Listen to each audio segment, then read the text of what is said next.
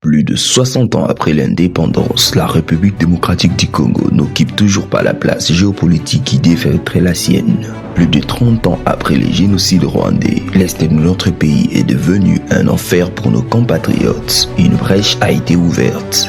Une brèche qui nous a coûté bien plus que de l'argent. Elle a brisé la dignité de nos frères et sœurs, massacrés, violés, torturés jour après jour. Il est temps d'organiser une véritable vision nationale, un dialogue franc qui ne soit pas motivé par le partage des gâteaux, mais par une réflexion profonde sur comment redorer l'image du Congo et bâtir une vision claire pour les décennies à venir. Ensemble, unissons nos forces pour tourner la page de la division et écrire enfin celle de l'espoir et de la renaissance congolaise.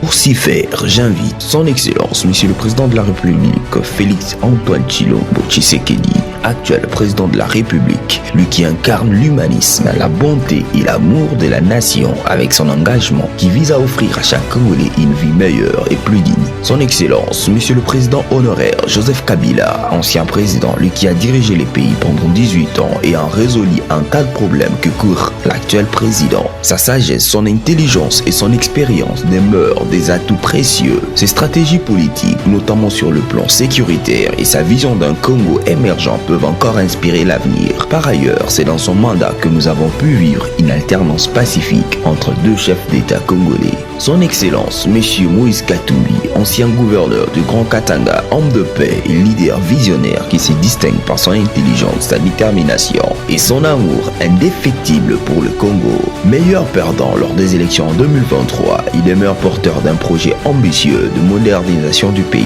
L'honorable Martin Fayulu, homme rigoureux, constant dans ses convictions, il incarne l'espoir d'un Congo plus uni et prospère. Tout cela ne pourra se réaliser qu'avec un esprit de panafricanisme authentique, une conscience que le destin du Congo est intimement lié à celui de l'Afrique tout entière. C'est dans l'unité de peuple que la coopération entre nations sœurs et la défense mutuelle de nos intérêts que nous pourrons garantir la paix, la prospérité et la souveraineté de notre continent. Cette vision ne concerne pas uniquement la couche politique, mais encore plus loin, autant plus possible au point de toucher toutes les couches de la nation. Une bonne image du pays sera donnée lorsque les hommes de Dieu de tout le bord du pays prieront dans la même orientation, dévoués à la même cause jour et nuit, qui est le salut du Congo. Une bonne image du pays sera donnée lorsque les musiciens congolais abandonneront leur ego, leurs divergences afin de faire des albums ensemble avec amour et mise en commun de talents. Une bonne image du pays sera donnée lorsque le cerveau intelligent, le grand scientifique du pays, se réuniront sur une table afin d'asseoir des stratégies innovatrices dans tout le secteur de la société.